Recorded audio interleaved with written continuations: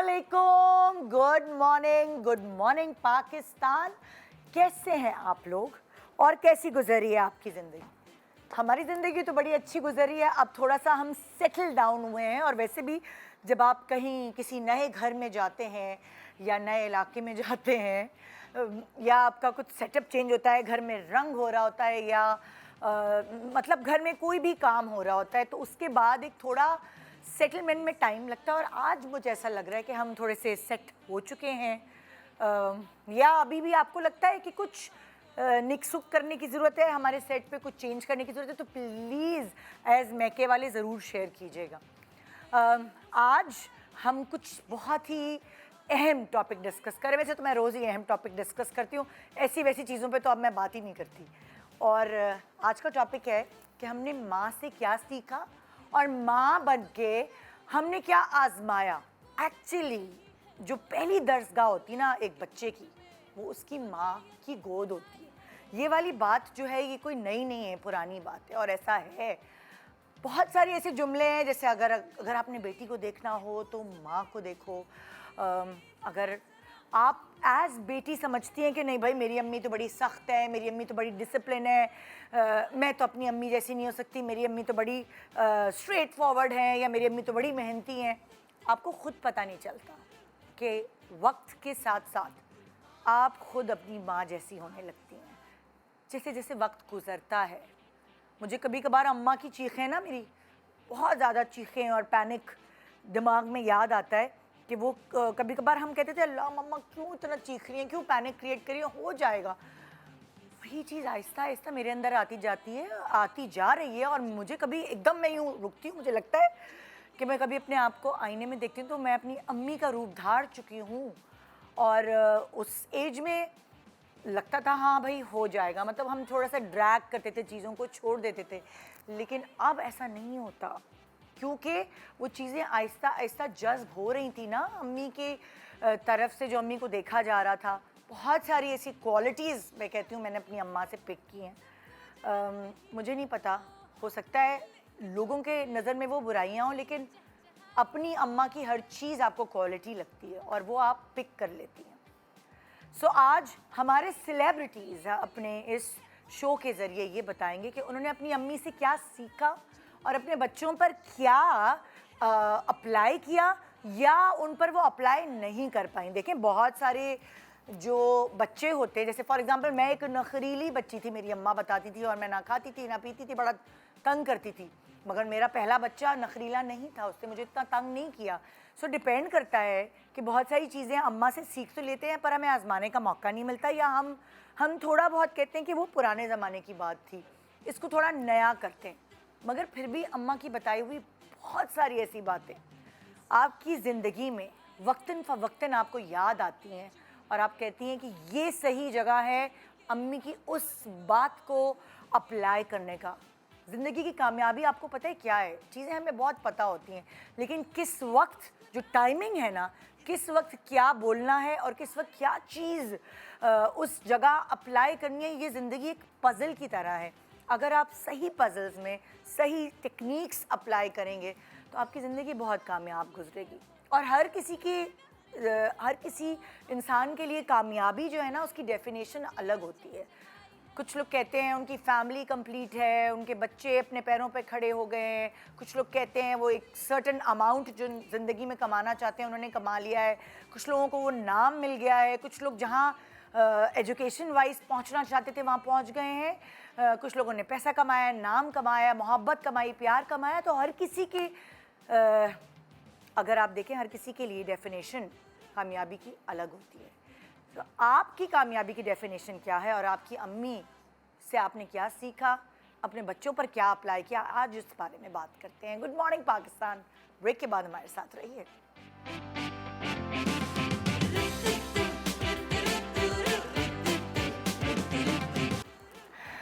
Welcome back. Good morning Pakistan. कुछ ऐसी mother's आज हमारे साथ लाइक हमारी सेलिब्रिटी गेस्ट, वो मदर्स हैं जो बड़ी कॉन्शियस हैं अपने बच्चों की परवरिश को लेकर, चाहे एजुकेशन हो, चाहे उनकी फ़िज़िकल अपीयरेंस हो, इन द सेंस खाना पीना, उनकी न्यूट्रिशन हो एक्चुअली। सो बात कर कर के अंदाज़ा होता है और मुझे लगता है कि अगर आज के प्रोग्राम में आपको मेरा ख्याल से 10 से 15 टिप्स ना मिली तो मेरा नाम बदल दीजिएगा। इसलिए आज का प्रोग्राम सजाया गया है जिसका टॉपिक है हमने अपनी माँ से क्या सीखा और अपने बच्चों पर क्या आजमाया है। वेलकम करते हैं पहली मदर।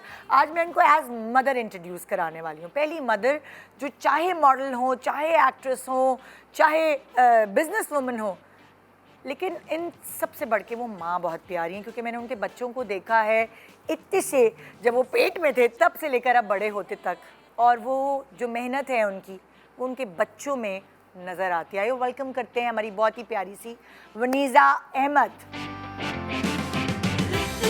खोल लो ना। अस्सलाम वालेकुम।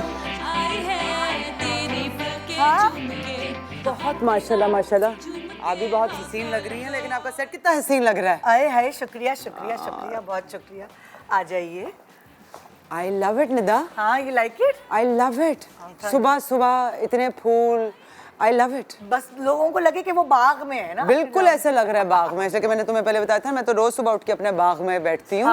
But this is beautiful, very nice, I love the colours. बस अच्छे अच्छे लोगों से जरा तारीफें हो जाती है तो जरा मैं मोटी ना हो जाऊँ सुन सुन के, ये और मोटी ना हो जाऊँ।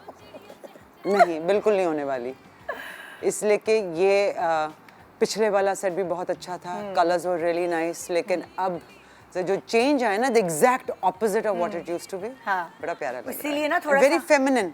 हाँ, थोड़ा एक्सपेरिमेंटल था कि पिछली हर किसी को चेंज चाहिए होता, स्पेशली अपने घर में। बिल्कुल, तो इसीलिए हमें थोड़ा एक्सपेरिमेंट किया है कि हम डार्क वॉल और जो फर्नीचर है वो सारा लाइट हो, देखते हैं कि क्या रिजल्ट। बहुत प्यारा। बैठिए, तशरीफ रखिए जी। सो जो मेरी नेक्स्ट सेलिब्रिटी मदर हैं वो ऑब्वियसली कि मुझे हर साइज़ के बच्चों की अम्मा जो है आज चाहिए थी, तो ये जो मदर हैं इन्होंने अपनी बेटी की परवरिश सिंगल मतलब हैंडेड की है, मैं ये कहूँगी, क्रेडिट देना चाहूँगी।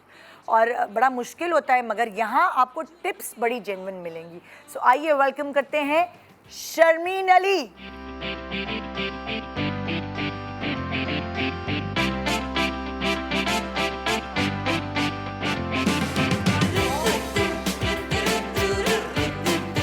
क्या हाल है? I can't get over this set. अच्छा, हसीन। मुझे लग रहा है मैं किसी विक्टोरियन पुराने एरा में आ गई हूँ। I'm just literally tongue tied. मैं जब एंटर हुई, I could not believe my eyes. You guys have done a wonderful job. पहले वाला thanks to our set department माशाल्लाह। Absolutely, but you know सबकी इनपुट पूरी टीम की एक साथ होती है। I'm sure a lot of hard work went into it. हम पहले वाले सेट पे आते थे, वो भी बहुत अच्छा लगता था। But this is something out of a story book, I'd say. Beautiful. बस स्टोरी सुनाएंगे हम, और वो वाली स्टोरी जो रियल स्टोरी है ना। Please have a seat. और जी अब वो जो छोटी सी बेबी की परवरिश शुरू से आज के ज़माने में करने की टिप्स जो है ना, वो हमें कोई ऐसी मदद से चाहिए जो आज की माँ है और जिसने ये ज़माना देखा है, अपनी अम्मा से वो ज़माने में क्या सीखा, क्या कुछ अप्लाई भी किया कि नहीं। आइए जानते हैं हमारी छोटी यंग मदर महाम।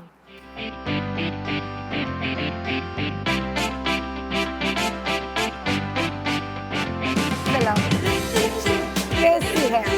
और जो हसीन आपने सेट बना लिया है, मेरा ख्याल से उसके बारे में बात किए बगैर कोई और बात नहीं शुरू हो सकती। मैं कहती हूँ change the topic. Beautiful, yes please let's just talk about your set. It looks beautiful. वो जो नहीं आप इंस्टाग्राम पे आप चीजें देख रहे होते हैं और उसमें एक खूबसूरत सा चेरी ब्लॉसम इन जापान नजर आ रहा होता है। इट लुक्स ब्यूटीफुल, माशाल्लाह माशाल्लाह, looks very nice. Thank you so much. Thank you. वो एक खुद ब खुद हो जाती ना चीज़, देखे ना, वो कुछ हमारी जो ख़वातीन है उनको क्या चीज़ अच्छी लगती है ना, घर सबसे पहले उनको होता है ना। अगर आप औरतों से पूछेंगी तो वो यही कहेंगी, बस मेरा घर हो जाए। मेरी ज़िंदगी की ख्वाहिश क्या है? मेरा अपना घर हो जाए, या फिर मेरा घर रेनोवेट हो जाए या रंग हो जाए। हालांकि तो आजकल रंग कराने के भी पैसे बहुत ज़्यादा हैं, वो मैं करा रही हूँ तो मुझे पता चल रहा है रंग के डब्बे इतने महंगे हो गए। हाँ, लेकिन आपने बिल्कुल सही बात की। एक औरत के लिए उसकी जो सैंक्चुरी है वो उसका घर है। Exactly. और वो जहाँ भी पैसे, और ये मैंने चीज़ अपनी माँ से बचपने से सीखी है कि जहाँ दो पैसे जुड़े वो घर पे ही लगते हैं। Exactly. And I am so glad कि आप इस तरह से जब सेट चेंज करती है ना, it's a way to inspire all these women that watch your show, कि उनको 10 टिप्स 10 आइडियाज़ वो इधर से पिक करके they're going to apply at home. And this is wonderful. और मैं ये सोच रही हूँ कि अब तो कभी भी तस्वीरें खिंचवा रही हूँ यार, फोटोशूट करवाना हो। Another can we come over your यहाँ set, पे। please? please There's show an पे बुला instant ले। moment in every corner. I know. Exactly. Nida please show पे बुला ले, मुझे कुछ तस्वीरें तस्वीरें चाहिए। बल्कि मैं Lighting भी हुई हुई है। आइडियाज भी दूंगी कि वो तो हम अपने कैमरामैन से कहते कि तस्वीरों का जो कलर है वो विंटेज थीम कर दे, तो वो फिर वो बड़ा मजे का एक लगेगा। इम्पैक्ट आता है तस्वीरें हाँ, मतलब माशाल्लाह we can't get over your set. Very Looks very nice. Beautiful. चलें भाई, अब अपने साथियों से जब वो मिल रही होती है ना, एक एप्रिसिएशन और टिक मार्क लग जाता है, तो फिर ज़रा मज़ा आता है सुबह सुबह। ओके जी, आगे बढ़ते हैं। आज का हमारा टॉपिक है जैसे अपनी माँ से क्या सीखा और फिर अपने बच्चों पर क्या अप्लाई किया। सो हम शुरू करते हैं। विनी, मैं आपकी अम्मी से भी मिली हूँ, आपकी बच्चों से भी मिली हूँ। आपकी अम्मी एक स्ट्रॉन्ग, अभी जब मैं देखती हूँ तो एक स्ट्रॉन्ग लेडी लगती है। मुझे नहीं पता कि जब आप छोटी थी तो वो इतनी उनकी कैसी strong नहीं थी। उनकी पर्सनालिटी क्या थी, ज़ाहिर है आप बेहतर बता सकते हाँ, इतनी स्ट्रांग नहीं थी। एंड हम चूँकि पाकिस्तान में नहीं रहते थे और बाहर रहते थे, तो यू नो वो पर्सनालिटी उस वक्त, और मेरी और अम्मी में सिर्फ 16.5 साल का फ़र्क है, 17 साल का। अल्लाह, इतनी जवान अम्मा की छोटी सी बेटी। थी जब वो ओए मैं होए। पैदा हुई थी, तो वो अम्मा से ज़्यादा बड़ी बहन वाला रिश्ता है मेरा उनके साथ। बल्कि मुझे लगता है कुछ कुछ तो आपने सिखाया होगा। मैं यही कह रही हूँ। है ना, कभी-कभार आधे से ऐसा ज़्यादा होता है, चीज़ें कि अम्मी को कि मैं सोचती हूँ कि जब हमारी बच्चियों की शादियाँ होती हैं, वही उस ज़माने में 16-17 साल और अब 20-22 साल, हाँ। कि उनको क्या पता होता कि बच्चे कैसे पालने हैं। हाँ। मैं जो कि बुढ़ी माँ थी, 40 साल की उम्र में, कंपेयर टू माई मदर, 40 साल की उम्र में मेरे बच्चा पैदा हुआ, तो मुझे अम्मी से तो बहुत ज़्यादा पता था। हाँ। लेकिन 17 साल की बच्ची को क्या पता होगा बच्चा कैसे पालना बच्ची, है। हाँ। Exactly. You know, she didn't know. हाँ। So उनका सिखाना वो बाय डिफॉल्ट हुआ कि उन्होंने जो सीखा, अकेली थी, जब छोटी सी थी तो हम बाहर चले गए। जब मैं 6 साल की थी तो उन्होंने ट्रायल एंड एरर से, उनकी किसी दादी नानी ने उनको कुछ नहीं सिखाया। क्योंकि आप वो बाहर थी ना, तो एक हेल्प होती है जो फैमिली की, जो बड़े जो आप बुजुर्गों सीखते की, हो, वो उनको बिल्कुल। नहीं मिली। कि बीमार हो गए तो हाँ। ये खिला दो, बच्ची को ये पिला दो। तो मेरी बेचारी अम्मी के साथ कुछ ऐसा नहीं हुआ था, because she was alone taking care of 3 children. तो ज्यादा मैंने उनको सिखाया। सिखा रही हूँ। अभी तक चल रही है। अभी तक चल रही है, इसलिए कि अम्मी रातों को जागती हैं वो अपना वीलॉग्स देखने के लिए ना, तो अब उनको कहती है तुम मुझे लेक्चर देती हो जैसे मैं तुम्हारी, तुम मेरी माँ हो। मैं कहती हूँ हाँ अम्मी, आप पूरे रात जो सोती नहीं है। हाँ। तो अब मैं उनको बता रही होती हूँ हाँ नींद कितनी ज़्यादा ज़रूरी है, खाना कितना ज़्यादा ज़रूरी है, इसलिए कि अब मैं उनकी अम्मा बन चुकी हूँ। ऐसा होता है ना, ऐसा होता है एक सर्टेन टाइम पे हम अपनी माँ की माँ बन जाते हैं। आप दवाई नहीं लेती हैं, आप सही से डॉक्टर के पास चेकअप्स पे नहीं जाती हैं, और बड़ी हम लोग डांट रहे होते हैं। Because Nida at the end of the day हम सारों के साथ ये प्रॉब्लम है ना, माँ जब हम बन जाते हैं ना, तो हम अपने बारे में नहीं सोचते, हम अपने बच्चे, अपना खानदान, उनके बारे में सोचते हैं। वी टेक आवरसेल्व्स लास्ट, जिसके बारे में आज मैं ज़रूर बात करूँ कि माँओं के लिए कितना ज़्यादा ज़रूरी है कि अपना ख्याल रखें, अपने आप को भी प्रायोरिटाइज अपने आप करें। को प्रायोरिटाइज नहीं करेंगी तो बच्चों को कैसे करेंगी। जैसे मैंने ये किया था, जब मेरे बच्चे पैदा हुए थे, मैंने छोड़ ही दिया था अपने बारे में सोचना, अपना ख्याल रखना। इट इज़ वेरी इंपॉर्टेंट कि माँ अपना ख्याल रखेगी तो अपने बच्चों को सही चीज़ें सिखा सकती है, बिकॉज बच्चे आपसे सीखते हैं कि आप कैसे हो। You know they see that, वो एग्जाम्पल बनेंगे तो फिर बच्चे वो चीज़ होंगे ना। तो ये चीज़ें आई थिंक ये मेरी माँ ने, ये वाली चीज़ें मुझे बहुत, बिकॉज वो अकेली थी, कोई साथ में हेल्प नहीं थी, तो जो डिसिप्लिन थोड़ा सा होता है वो मेरी तरफ, माँ की तरफ से आया। जो बेसिक नेचर में जो चीज़ें आई हैं वो मेरी अम्मी की तरफ से। रोज़मर्रे की चीज़ें शायद मेरी अपनी हो, लेकिन जो नेचर वाली चीज़ है ना। अच्छा, अगर हम इसको कंक्लूड करते हैं कि डिसिप्लिन वो पिक किया आपने अपनी अम्मी से, फिर और चीज़ों की हैंडलिंग मेरा टू टेक हार्डशिप लेना और उसको कन्वर्ट करके उसको किसी पॉजिटिव चीज़ में ले जाना। सो हमारी ज़िंदगी में ये हुआ, पहले मेरे अब्बा की डेथ, फिर मेरी बहन की। मैंने अम्मी को देखा वो कितनी ज़्यादा स्ट्रांग होती गई, तो आई थिंक वो स्ट्रेंथ जो मेरे अंदर है वो मेरी माँ की तरफ से। एग्जैक्टली। हाँ भाई, सो अब चलते हैं तुम्हारी तरफ शमीन। पहले मैं सिर्फ ये पूछना चाह रही हूँ कि अम्मियों से क्या सीखा, फिर मैं बच्चों की तरफ आऊँगी। तो लाइक तुम्हारी अम्मा भी जो जिस तरह तुम डिस्कस करती हो, सो मुझे ये लगता है अंदाज़न वो अपना ख्याल तो रखती हैं, पर वह किच में रही हैं, लेकिन वो भी स्ट्रॉन्ग खातून हैं। बहुत स्ट्रॉन्ग, हाँ। माशाल्लाह माशाल्लाह। My mother is a very strong woman to the point where I would say कि हम 5 बहनें हैं माशाल्लाह से, और मुझे नहीं लगता कि जो अम्मी में स्ट्रेंथ है उतनी हम में किसी में भी है। हाँ। क्योंकि हमारे अब्बू बाहर रहते थे फॉर हाँ। बिजनेस, फॉर जॉब पर्पसेस, तो अम्मी ने 5 बेटियों को यहाँ पे ऑलमोस्ट अकेला रह के पाला है, जो कि आसान काम नहीं था। 5 बेटियां हर एज की, my Elder sister and I R 19 years apart. तो आप सोचें कि हर एज की उनके पास बेटी घर में थी, और ज़माना ऐसा था उस ज़माने में कि बहुत धबा डका पालते थे लड़कियों को। तो अम्मी ने बहुत मेहनत की है, और अम्मी ने सिंगल हैंडेडली, जो मैंने अपनी माँ से सीखा ना, मेरी माँ ने मुझे ये सिखाया है कि औरत हर काम खुद कर सकती है। Absolutely. A woman does not need a man. That is what I've learned from my mother.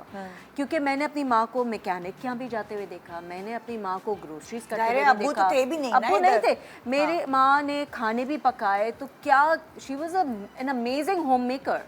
मतलब जिस तरह से मेरी अम्मी ने घर रखा, और मैंने अपनी अम्मी से किफ़ायत-शारी बहुत सीखी, क्योंकि वही वाली बात, 5 बेटियां थीं, उनकी शादियां करनी थी, तो मेरी अम्मी ने ज़िंदगी में फर्स्ट डे से बहुत सेंसिबली स्पेंडिंग की, क्योंकि अम्मी को अपनी 5 बेटियों को उनके घरों में बसाना था।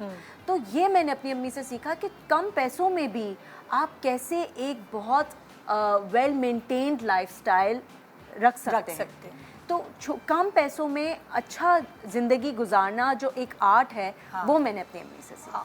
जबरदस्त यार, जबरदस्त। और माम तुम्हारी तरफ आते हैं, तुम्हारी अम्मी की तरफ। आई थिंक मुझे ऐसा अब लगने लगा है कि I am becoming kind of a reflection now, because मैं पहले जो चीज़ें देखते हैं ना बचपन में कि अम्मी इसकी क्या ज़रूरत है, अम्मी उसकी क्या ज़रूरत है, I started to do the same things, but that topic later. But अगर स्ट्रॉन्ग वुमेन की बात की जाए, या मुझे अगर लोग बोलते हैं कि you have a very strong personality, people say that, तो मुझे आई थिंक वो मुझे मिला ही, it has been pass on to me from my mother, because I have always seen her doing exactly how Sharmeen said कि अम्मी mechanic के पास भी जा रही हैं, अम्मी घर के काम भी देख रही हैं, अम्मी भाई को भी देख रही हैं, अम्मी वो स्ट्रॉन्ग जो पर्सनालिटी उनकी है हर तरीके से, because I was very young when my father fail sick.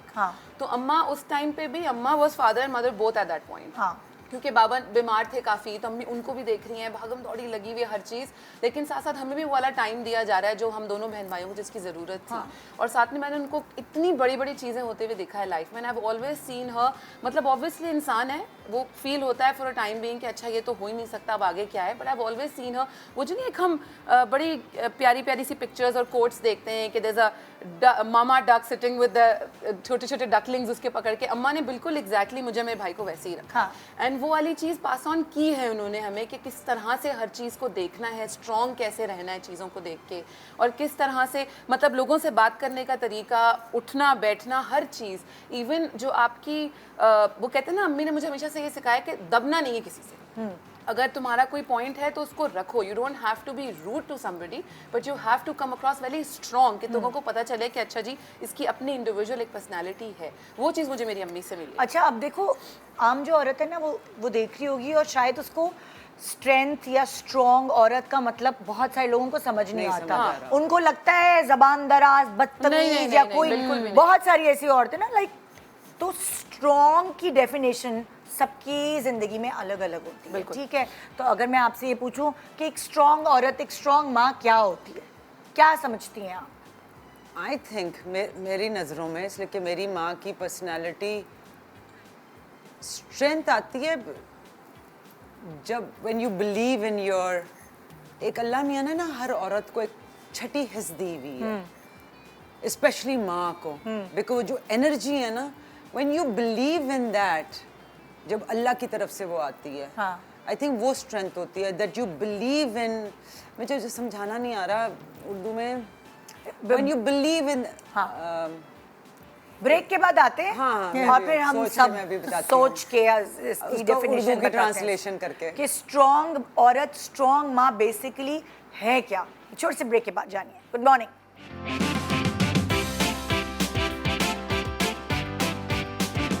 Welcome back. Good morning Pakistan. आज हम बहुत ही मज़े का टॉपिक, जो कि मैं पहले भी इस तरह के टॉपिक्स कर चुकी हूँ, लेकिन पता नहीं क्यों हर दफ़ा मुझे लगता है कि ये कभी कभार ज़रा खटखटाना दिमाग की तरफ ज़रूरी है, बहुत ज़्यादा। ज़रूरी हो जाता है। सो हम बात कर रहे थे कि बेसिकली स्ट्रॉन्ग मदर्स क्या होती हैं। स्ट्रॉन्ग औरत तो हुई कि अच्छा अपने हक के लिए बोलना और बदतमीज़ ना हो, लेकिन अगर उसका कोई पॉइंट ऑफ व्यू है तो उसको उतना दबा नहीं लेना, तरीके से तमीज़ से उसको प्रेजेंट करना। अच्छा मैं बताऊँ स्ट्रॉन्ग, जो मैं अपनी अम्मी को स्ट्रॉन्ग कहती हूँ, मैंने अपनी अम्मी को ये देखा है कि ज़िंदगी में अप्स एंड डाउन सबके आते हैं, मुसीबतें भी आती हैं, खुशियाँ भी आती हैं। मैंने अपनी अम्मी को कभी टूटते हुए नहीं देखा। वो you know she always stayed collected, मतलब वो क्योंकि उनको पता था कि आगे उनकी 5 बेटियां हैं, उनको उन्होंने अपनी बेटियों को भी संभालना है and to I won't say to some extent पूरा उन्होंने अब्बू को भी संभाला है। वो अब्बू की भी स्ट्रेंथ थी। और यही एक औरत जो कहते हैं ना behind every successful man there is a woman, वो ऐसे ही होती है कि औरत को अल्लाह मियां ने ये पावर दी है कि वो इमोशनली इतनी स्ट्रॉन्ग, फिजिकली आदमी को स्ट्रॉन्गर बनाया लेकिन इमोशनली औरत को स्ट्रॉन्गर बनाया है। तो मैंने अपनी अम्मी को हार्डशिप्स में से बहुत सेंसिबली और बहुत कामली एंड कलेक्टेड निकलते हुए देखा। Yes she is short tempered और ओवर द टाइम वो उनका टेम्पर ख़राब हुआ है, क्योंकि ऑब्वियसली ज़िंदगी के हार्डशिप देख देख के इंसान थक जाता है। जब इंसान को थोड़े दुख मिलते हैं या सख्ती मिलती है ना तो वो आ जाती है उसकी बिल्कुल नेचर में। बिल्कुल, लेकिन फिर भी मैंने कभी भी ये नहीं देखा कि अम्मी पे कोई प्रॉब्लम आई और अम्मी ने कहा हो कि अब मैं क्या करूं या इससे मैं सर्वाइव नहीं कर सकती। नहीं, मेरी अम्मी ने, और ये चीज़ हम लोगों में आई है, ये चीज़ मैंने अडॉप्ट की है कि मुझे जो लगता था कि मैं बहुत वीक हूँ, मेरी अम्मी से पर्सनालिटी बिल्कुल पोलर ऑपोजिट है। अम्मी is a very strong, very outspoken woman, very confident, और मैं इसकी बिल्कुल ऑपोजिट थी कि मैंने जब तक एक्टिंग नहीं स्टार्ट की थी तो मैं तो बाज़ार भी शॉपिंग अकेले के लिए नहीं जा सकती थी। लेकिन जब पढ़ी निदा और जब लाइफ का ऐसा मोड़ आया तो मुझे वो अपना स्टैंड लेने में मुश्किल नहीं हुई, क्योंकि मैं ज़िंदगी भर यही देखते हुए पली बड़ी थी और आपको पता भी नहीं चलता, वो आपके अंदर जज्ब हो जाती है। Yes. अच्छा, अलग अलग जैसे आप लोगों से पूछा गया है कि आपने क्या सीखा और अपने बच्चों पे क्या अप्लाई किया, तो हमने ज़रा उसकी प्लानिंग करके बारी बारी रखी है ताकि फिर हम सारी चीज़ें जो हैं वो कंक्लूड करके बता सकें। हाँ भाई, पहला कार्ड किसका लगा रहे? बहादुरी तो आपने बताया अपनी अम्मी से सीखी, तो क्या आपने अपने बच्चों पे भी बहादुरी अप्लाई की? आपकी कोई बच्ची आपको लगता है ऐसी बहादुर है आपकी जैसी? एक है और दूसरी नहीं है। और मैं हर औरत को ये कहती हूँ कि हमारे हर एक के अंदर वो स्ट्रेंथ है जिसकी हम बात कर रहे हैं। हमें पता भी नहीं चलता। जिन औरतों को लगता है कि हम कमज़ोर हैं, आप कमज़ोर नहीं हैं। अल्लाह मियां ने आपको कमज़ोर नहीं बनाया, स्पेशली अगर आपको माँ बनाया है। जो स्ट्रेंथ की हम बात कर रहे हैं वो ऑटोमेटिकली नेचुरली आपके अंदर आ जाती है जब अल्लाह मियां चूज़ करता है कि आपको माँ बनाना है। इसलिए जैसे शर्मीन ने कहा, इमोशनल स्ट्रेंथ औरत में आदमी से बहुत ज़्यादा ज़रूरी है। और अनफॉर्चुनेटली हमने इस ज़माने में आदमी की उस स्ट्रेंथ को और अपनी कमज़ोरी समझते हैं। वो हमारी कमज़ोरी नहीं है, वो हमारे एक पावर है हमारे अंदर, हमारा इमोशनल रेगुलेशन। और आजकल के ज़माने में जो बच्चियों को भी सिखाना है, जो मैं सिखा रही हूँ, जो शायद मेरी अम्मी से मैंने नहीं सीखा, मैंने गूगल से सीखा। हमारी अम्मियों के ज़मानों में जो रहने का तरीका था वो बिल्कुल फ़र्क था। ठीक है, इंटरनेट तो बड़ी दूर की बात। बिल्कुल। आप दादी नानी जो जॉइंट फैमिली सिस्टम था उससे सीखते थे। दादी ने कुछ कह दिया, माँ ने कुछ कह दिया। अब तो इंडिपेंडेंटली हम रहते हैं। तो इंडिपेंडेंटली आप माँ से कहाँ से सीख रहे हो? तो आप गूगल से ही सीख लेते हो। और गूगल से ये फ़ायदा मिल रहा है कि आपको सर्टिफाइड डॉक्टर्स हैं उनसे, जिनका काम है। लेकिन हर माँ साइकोलॉजिस्ट नहीं हो सकती, हर माँ डॉक्टर नहीं हो सकती, हर माँ लॉयर नहीं हो सकती। तो उसी से सीखा कि यू हैव टू अपने अंदर की वो स्ट्रेंथ ढूंढें आप। लेकिन आपको दी भी अल्लाह ने, दी भी हर एक के अंदर है। और बिलीव इन, तवक्कल, अल्लाह के ऊपर बिलीव करना। और जैसे ये मैंने अपनी माँ से, मुझे लगता है औरतों को तब समझ आता है, अगर जैसे कि आपने कहा मेरी अम्मी पहले स्ट्रांग नहीं थी, वक्त के साथ हुई, वो पहले से स्ट्रांग थी, उनको पता देर से जी एब्सोल्युटली यही हुआ, एग्जैक्टली पता उनको देर से चला। जब हार्डशिप्स आई जिंदगी में फेस करना पड़ा। मेरी अम्मी कहती थी हमेशा, मुझे लगता था उस जमाने में, मुझे लगता था मैं बहुत वीक हूँ, अम्मी बहुत स्ट्रांग है, तो अम्मी कहती थी मैंने तुम लोगों को पढ़ाया लिखाया है और जब वक्त पड़ेगा तो तुम लोग सरवाइव करोगे, ये मुझे पता है। ये इस चीज़ का पता होना और मैं खाना नहीं खा रही तो वो मेरे पीछे नहीं भाग रही थी और उन्होंने कहा तुम्हें जितनी भूख लगेगी उतना ही खाओ। तुम खा लोगी, तो मुझे तुम्हारे पीछे नहीं भागना। मैंने यहाँ माओं को छोटी छोटी बातों पे रोते हुए देखा, मेरा बच्चा खाना नहीं खा रहा, मेरे बच्चे को नज़ला खांसी जुकाम हो गया, वो बीमार हो गया। हाँ परेशानी होती है, लेकिन वक्त के साथ साथ, फॉर एग्जांपल पहले बच्चे में मेरा भी यही हाल था, मेरा बच्चा ज़रा सा बीमार हुआ या बुखार तेज़ हुआ और हॉस्पिटल जाना पड़ता है बच्चों के लिए, क्योंकि हम सेल्फ मेडिकेशन हर वक्त नहीं कर सकते। तो हॉस्पिटल जाना कोई इतनी बुरी बात नहीं है कि आप हर चीज़ खुद कर लें, गलत कर दें, इससे बेहतर है। बहुत सारे घरों में ये भी समझा जाता है हम तो नहीं जाते अस्पताल, एक्चुअली घर में कर लेते मैं एक और चीज़ बोलूँगी, मैंने अक्सर मदर्स को ये करते भी देखा है कि they can not take the decision themselves कि अच्छा जी हम बच्चे को हॉस्पिटल ले जा सकते हैं कि नहीं, मेरे हस्बैंड आएंगे तो बताएंगे, अगर तो कोई बड़ा आएगा तो बताएगा, मैं कैसे ले जाऊँ बच्चे को। हालांकि कोई इतनी बड़ी बात नहीं है, मदर आपको पता है उसको उस वक्त किस चीज़ की ज़रूरत है, यू नो बेटर। तो आप क्यों नहीं उस चीज़ को, वही वाली बात है ना कि आपके अंदर ये वाला कॉन्फिडेंस और ये वाली ब्रेवरी होनी चाहिए that you can actually stand up for your child and say कि भाई मेरा बच्चा वाकई बीमार है and I have to take it no matter who is there और नॉट। एग्जैक्टली। और शायद दादी और नानी का तरीका वो हैंडल करने का फर्क था, इसलिए कि वो जमाने फर्क थे। जैसे इन्होंने कहा कॉन्फिडेंस आपको अपने अंदर होना चाहिए, वो आपका बच्चा है, आप बेहतर जानते हो अपने बच्चे को। हाँ डॉक्टरी खुद से ना करो, हाँ डॉक्टरी खुद से ना करो, लेकिन आप समझ सकते हो कि आपका बच्चा क्या कर रहा है। That's what I am saying. मैंने वो अपनी माँ से नहीं सीखा, वो मैंने गूगल से सीखा। वही तो कह रही हूँ, ट्रस्ट माई सेल्फ। असल अक्लमंदी यही है कि आपने फिल्टर करके चीजें यूज करनी है जी। बहुत सारी चीजें उस जमाने की थी, बहुत सारी चीजें नई जमाने की हैं, और अगर आपको समझदारी से जिंदगी गुजारनी है तो आप फिल्टर करेंगी वो चीजें कि ये मेरे औलाद पर अप्लाई होता है। जरूरी नहीं है जो जो मुझ पे अप्लाई हुआ वो मैं इस पे भी अप्लाई करूँ। बिल्कुल वो वाली जैसे कि पहले ये भी होता था ना, देखिए पहले औरतों के अंदर कॉन्फिडेंस नहीं होता था, इसलिए कि हमें नहीं पता था क्या बेहतर है क्या नहीं है। अब तो इंटरनेट की वजह से आपको सब कुछ पता चल गया, आप कोई भी चीज़ करने लगे हो आप पूछो और आप करो। पहले लाइक इन्होंने बोला सोचे समझे बगैर आपने रिस्पॉन्सिबिलिटी बच्चे की किसी और को दे दी कि बाप करेगा, माँ करेगी, वो करेगी। You need to be aware of what you're doing। जब आप माँ बनने लगे हो एक कॉन्शियस डिसीजन होनी चाहिए माँ बनने की, नॉट बिकॉज आपने वो टिक करना है कि शादी हो गई, बच्चे हो गए, अच्छा बेटा भी पैदा हो गया, अब ये पैदा हो गया। हम पेरेंटिंग के बारे में सोचते ही नहीं है, हम समझते हैं खुद ब खुद हो जाएगी परवरिश। वो जो परवरिश करना है ना, वो कॉन्शियस पेरेंटिंग जो होती है वो बड़ी ज़्यादा ज़रूरी है कि आप सोच समझ के हर चीज़ करें अपने बच्चे के लिए। लेकिन जो है क्योंकि आप इतने छोटे होते हैं उस वक्त जब आपके बच्चे होते हैं ना, तो वो सोचते नहीं हैं, वो खुद ब खुद होती जाती है। तो कभी कभार गो विद द फ्लो, इतना स्ट्रेस नहीं ले। अब चलते हैं दूसरे कार्ड की तरफ, इन्वेस्टिगेशन। I like that। इतनी बड़ी जग्गा जासूस होती है ना हमारी माएँ, और वो भी हमारे अंदर आती है। मेरी अम्मी तो मुझे, मैं कहती थी उस वक्त CID ड्रामा वगैरह नहीं आया था, बाद में सब ज्यादा ही हमारे वो बन गए। और कहती थी किससे बात कर रहे हैं बच्चे, अब्बा के पीछे पढ़ते पढ़ते आप हमारे पीछे क्यों पड़ गए हैं। भाई किससे बात नहीं कर रही, बात कर रही हूँ तो एकदम से बीच में से फोन ले लेंगी। हाँ कि आवाज सुननी है कि जस्ट टू मेक श्योर। हमारे तो दूसरा फोन उठता था हमारा तो ना, टक करके आवाज आती थी, थोड़ी देर सुना। अच्छा। और आज अगर हम अपने बच्चों से ये बात करें तो कहें ये बात गलत है, आप हमारी प्राइवेसी में आप नोट करके बाउंड्रीज आप प्लीज, ये क्या बात हुई।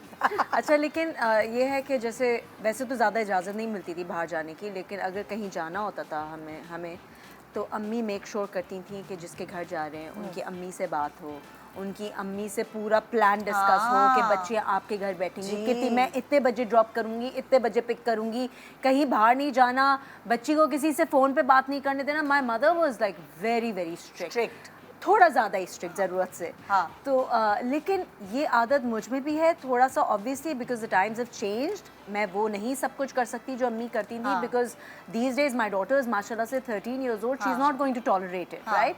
लेकिन मैं ये ज़रूर करती हूँ कि जिसके घर जा रही है उसकी माँ से बात करूँ। आई मेक श्योर कि जिस घर पे गई है वहीं पे हो, वहाँ से कोई दूसरा प्लान बन के वो बाहर ना निकल जाए।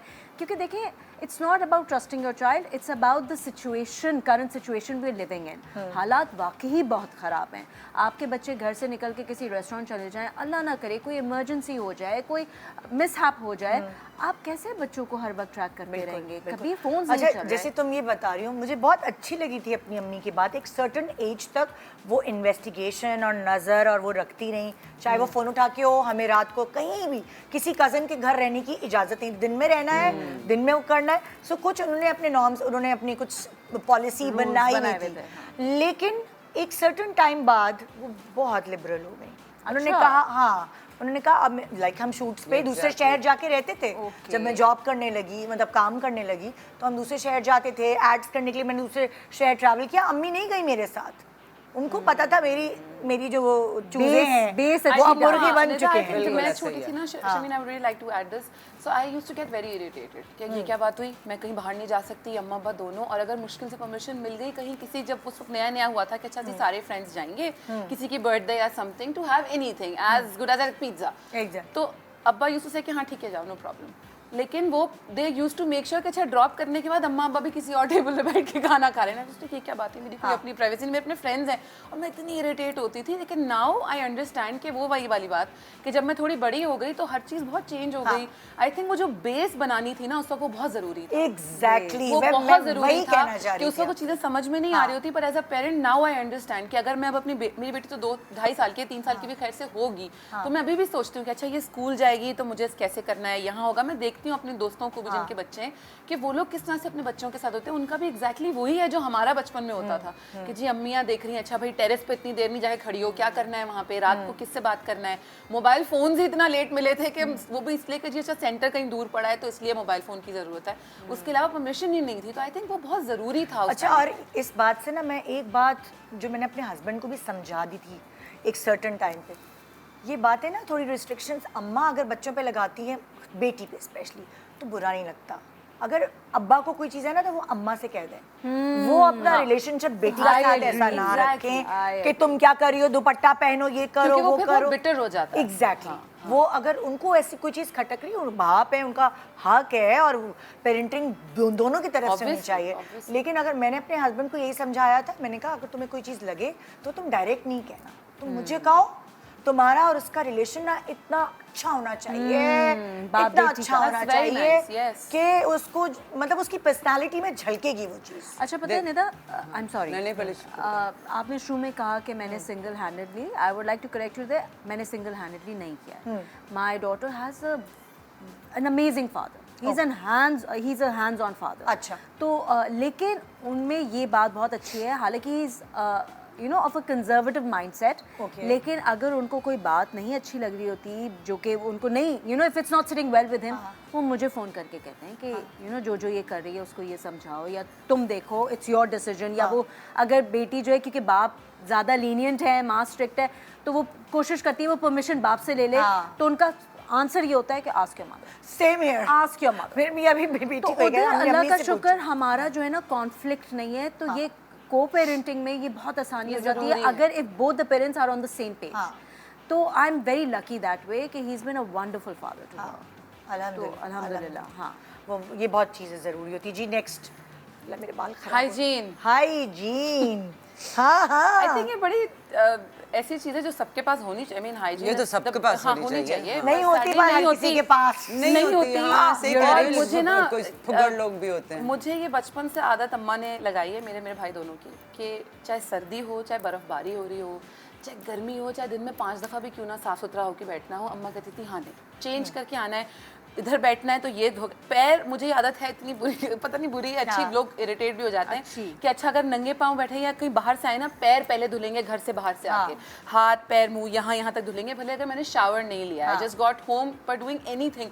वो आज तक आदत है, वो आदत मैंने अपनी बेटी को पास ऑन किया कि ये जरूरी है। वो 2.5-3 साल की होने वाली है और उसको ये आदत है जरूरी है कि गंदे पैर अच्छा मुझे नंगे पैर घूमने की बड़ी आदत थी बचपन में, मैं पहनती ही नहीं थी जूते कि नहीं नंगे पैर, क्योंकि कारपेटेड घर था, अम्मा पीछे पीछे होती थी। उसके बाद मुझे अम्मा ने डराना शुरू किया कि तुम्हारे पैर बड़े हो जाएंगे, तो मैं इतनी बड़ी हो गई तो पैर भी बड़े हो गए लेकिन ये कि मैं अपनी बेटी, और मेरी बेटी एग्जैक्टली वही करती, नंगे पाँव घर में, मैं उसको बोलती हूँ देखो मेरे पैर कितने बड़े हैं, your feet will turn like me, तो वो फिर डर के जूते पहन लेती है। बड़े पैर में कोई बुराई नहीं है, मेरे भी बड़े पैर हैं, बट मैं उसको और नंगे पाँव चलना बहुत अच्छी चीज है भाई। मतलब मैं उसको सुना कि तो ये वाला है प्रॉब्लम मुझे कि बेड पे, लेकिन ये बिल्कुल सही कह रही है, अगर आप छोटी उम्र में नंगे पैर ज्यादा करते हैं तो आपके पैर का साइज वाकई बड़ा हो जाता है और उसके मतलब मेरी अम्मा ने मुझे यही बोला था, I still live with that fear. I still live with that fear. क्योंकि फिर वो नॉर्मल साइज रहता है ना 7-8 नॉर्मल साइज होता है। अच्छा, जहाँ आपका अब पैर ये 11 हो चीज़ें गया, जो तुमने ये बात कर रही हो तो ये चीज मैंने अपनी अम्मा से नहीं सीखी, इसलिए कि हमारे साथ ऐसा हुआ, हम लंबे लंबे थे तो हमारे अब्बा, मेरे भाई भी 6'3" है, मेरी भी 5'8" है, तो हमें छोटे जूते पहनाए कि अब्बू को ये फेयर था कि हमारे कहीं पाँव ना बड़े हो जाए, तो हमें इतनी आदत हो गई थी मुझे स्नीकर्स पहनने की कि मैं हमेशा स्नीकर्स पहनती थी। अब मेरी बेटियां माशाल्लाह काफ़ी बड़ी हैं, लंबी हैं, अब वो 12 साल की और मेरे जितनी तकरीबन मेरी उनके तो अब्बू भी लंबे, अम्मी भी लंबी। एग्जैक्टली, शी इज 5'7" और उसके जूते का साइज 9 हो चुका हुआ है जो कि मेरे से बड़ा है।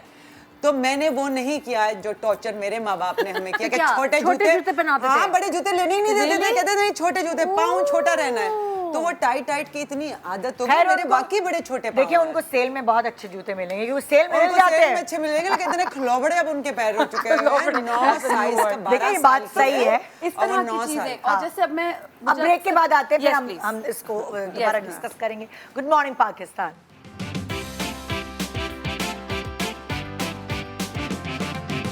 Welcome back. Good morning Pakistan. तो आज हम डिस्कस कर रहे हैं कि हमने अपनी अम्मी से क्या सीखा और अपने बच्चों पर हम क्या अप्लाई करते हैं, करते भी हैं कि नहीं करते, वो चीज़ें आज आप जान रहे हैं। अब किसका तुमने बता दी थी अपनी हमने बात की थी हाइजीन के ऊपर, कि Hygiene नहलाना धुलाना साफ सुथरा करना इतनी हद तक कि कभी कभी मेरे हस्बैंड मुझे बोलते हैं कि जी तुम मेरे बच्चे को घिस दोगी नहला के हर थोड़ी देर बाद, लेकिन मुझे लगता है ये जरूरी है, मुझसे नहीं बर्दाश्त होता।